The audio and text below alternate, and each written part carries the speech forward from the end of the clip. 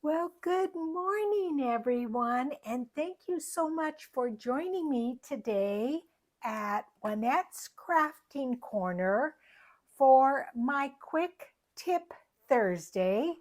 And this is episode number 54.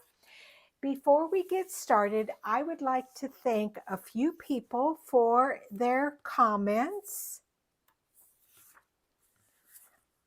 Amy said, um, as a running joke, I said journal a lot.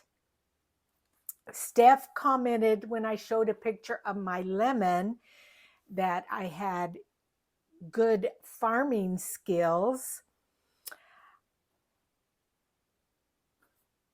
This gal here wrote to me in French, so thank goodness for Google Translate because I was able to answer her back and also read her comment.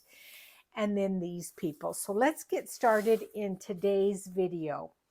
So it's just going to be a very quick video on some tips for using glue sticks. Now I did, oh gosh, it was probably about a year ago. I did a review of glue sticks and I may have had 10 or more glue sticks where I evaluated them by how well they stuck and also by the cost factor. And I will try to remember to link that video down in the description box. But this is my 6-fold journal using Medieval Mirage's garden kit. And I'm just doing the last little bit of decorating it. If you recall, it opens up like that. So there's 2 journals there. It opens up like that. So we have 2 journals there. And then you have a journal that opens up that way. Then as you fold it over, you have a journal that opens up that way. So like I said, I am just doing the last little bit of decorating my pages. I like to have something on every page that is maybe plain. Now you can journal here, but I just wanted some little decorative feature up there. I've got a little bit of book page there. This flips out. This I am not going to do flip through of this journal, but I just want to show you this one little tip.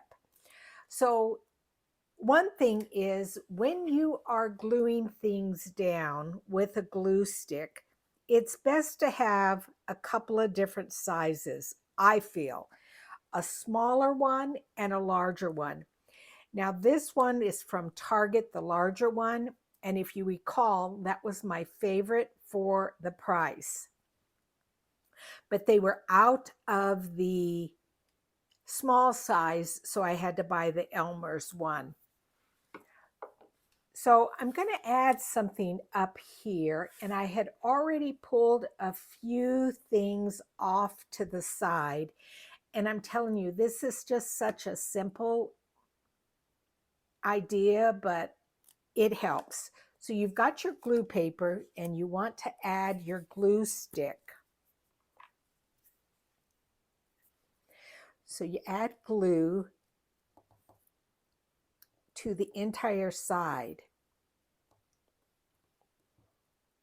And then say, for instance, if you had a difficulty job picking it up, which I didn't this time, use your glue stick to pick it up. And then you can take it by the corner and hopefully you won't get as much glue on your fingers. Of course, that one just came right up. If I wasn't on camera, it would have been a little bit difficult to pull up. But so I've got a little decoration there. Here I just did a little bit of fabric with some stitching. And I just want to make sure that there's no glue there. So let's fold this over. That was a little flip out there. And I wanted to add something on these pages here. I had already pulled some stuff. I kind of, was it this? Yeah, I do like the balance of that color there.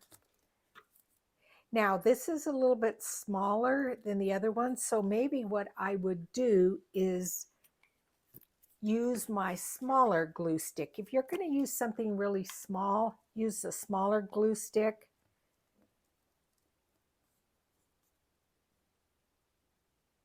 And then, like I said, I've got glue all over it. If you just pick up your glue stick, then your image is attached to it, and then it makes it a little bit easier.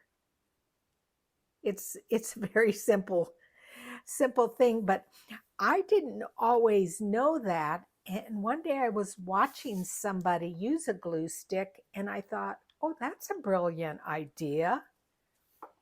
So let's see, what was I going to put there?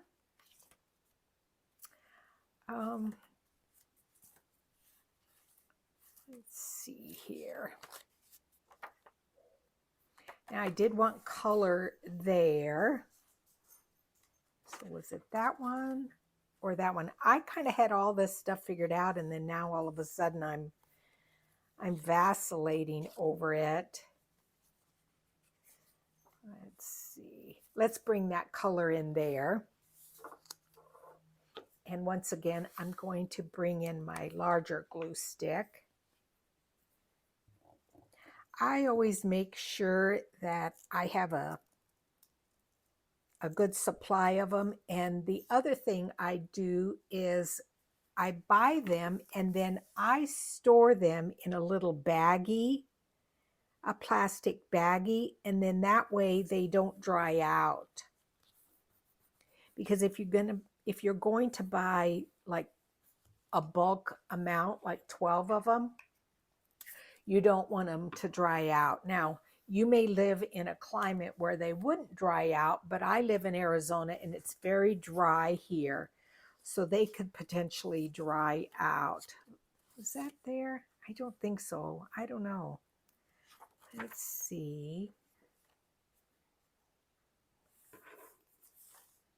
Maybe it was there. Let's just put that there. I want to ink around it a little bit. I can't remember where I was going to put all these things. I hope everyone is doing great. I'm doing fantastic. I still need to work on the closure for this journal, but I also want to point out, let me just show you real quick this journal. I did add something on a lot of the pages, lots of tuck spots and what have you. But the neat thing about this journal is, if you can see, I don't want to lose my spot, it still lays fairly flat. It is not a gator mouth. It does go up a little bit, but they do lay flat when you're done. And of course, I did lose my page, but I think I can find it. Oh, I think it was here. Yes, it was. So I love that about this type of journal. Now, once again, I'm going to pull in my larger glue stick.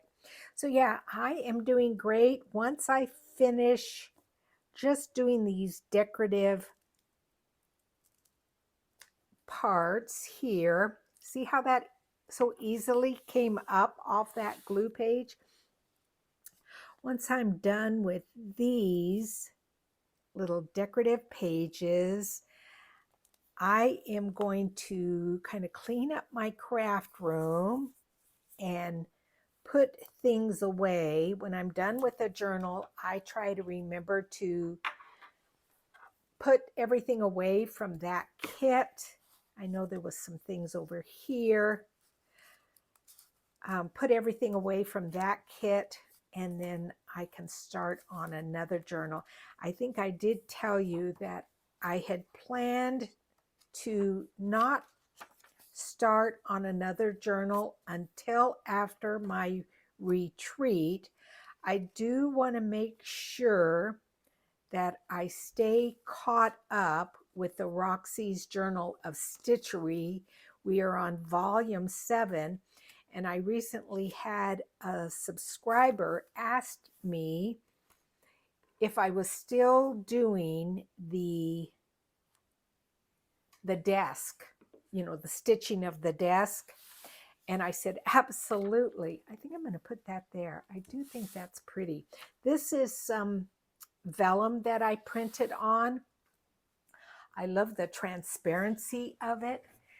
So I'm going to focus on working on that Journal of Stitchery. I don't want to get too far behind in working on it. I also still have my daughter's vessel or bowl that I'm working on. So yeah, I'm gonna kind of get caught up a little bit before I start on a new journal. I would like to do a piano hinge journal. I've never done one of those, so I'd like to figure that out. Yeah, that's pretty how that then will then show through that paper, and you can still journal there. Let me grab another glue stick, or excuse me, a glue paper. And I think I'm going to use the smaller glue stick for this. So yes, and then I also need to work on cooking for the retreat. I've already done some cooking, but I need to do a little bit more. So that's kind of my plan. Isn't that pretty how that vellum comes through there? The image kind of comes through there. Now that purple on that glue stick will disappear, so don't worry about that. You can kind of see it there, but don't worry about it. It will disappear. Did I get something? I need one small thing here. I showed in my last, I think this was a quick tip video, my ephemera holder for my medieval mirage things, and I just want something really small here. It needs to be, I'm kind of matchy. I tend to do coordinating colors. I've got a little bit of green there, so let's see what we can find that I think would go well. Now that's not green, but well, it's too plain, I think. I think it needs to have a little bit more color. Yes, I love this ephemera holder.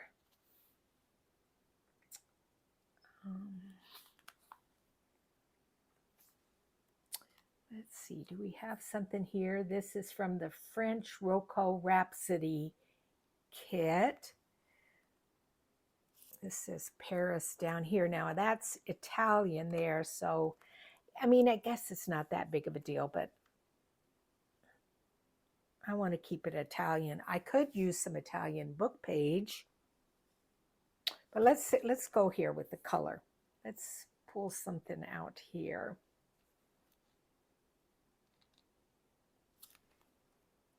What's back here? Okay, I like that. Let's do that. That's pretty.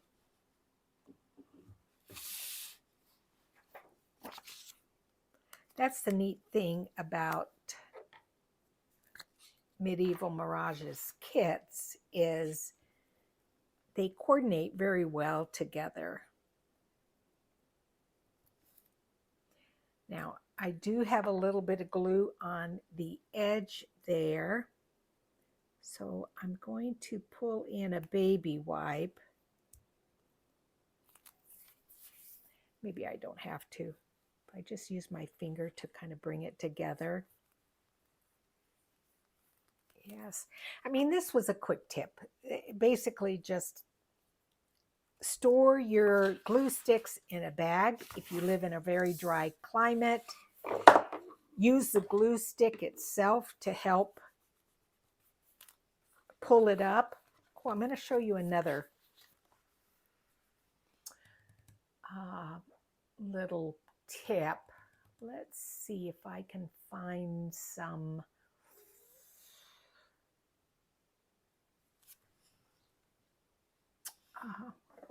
washi tape. Let's pull this in. I have these in these drawers above my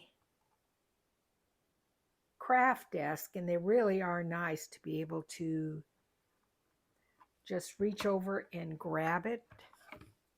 It's got a little blue there. I think that will be okay. I'm going to show you another little tip real quick. And you may have seen me do this. No, I think I want it thinner. Okay, I did pull in a thinner one. So another thing you can do now, the one thing about washi tape, especially if you don't buy a good quality one, the stickiness of it is very low tack. So what I do is I will take my glue stick, I lay it down, then I lay the washi tape over it, and then pull it through, holding the washi tape down over the glue stick. And then that helps add glue to the washi tape. That is really pretty. I love that. So that's another little tip. Run your washi tape over your glue stick. And it will adhere. Boy, that is pretty. Now that's a cheap one, but it doesn't look that cheap. And I've got a little bit of a script there. I need something there. I recently added some additional French documents into my Etsy store. And so some of them are from the 1600s. That was from a ledger. That was quite amazing to be able to purchase those. Let's pull something else in. Let's get some different labels and add something there.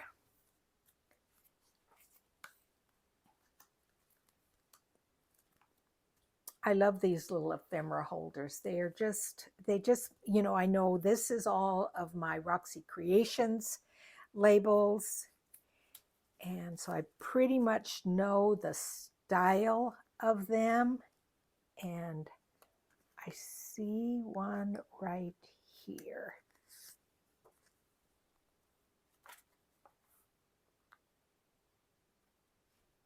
Let's look at the smaller one and see if we like that.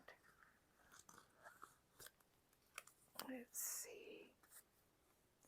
Yeah, I think the smaller one is a little bit better. But then I also want to look at this one here. I think I like this one better. So let's add that. And once again, I'm going to pull in my smaller glue stick, add my glue, and then pick it up with the glue stick. I had already added some lace down there, but I just want some little something up in this corner. I think I've told you guys before. Now, I think the pages on this journal are complete. However, probably as with all of my journals, see, I could add some little something there, is I will pull in and, excuse me, I will set this aside, this journal aside. I think if I put something there, it just won't look well. It will look off balance. But anyway, I will set this journal aside and I will come back tomorrow or so and I will flip through it and look at every page and decide, is it complete? Is it the way I want it to be? Like I said, this journal I'm going to keep for myself because I don't have a 6-fold journal in my collection for myself. So I'm keeping this one and I will journal in it. But yes, I will take a look and decide, is this journal complete? Other than the fact I need some kind of a closure. But anyway, thank you so much for joining me. I appreciate each and every one of you, and I will see you again soon for lots of stitching. Thanks and bye-bye.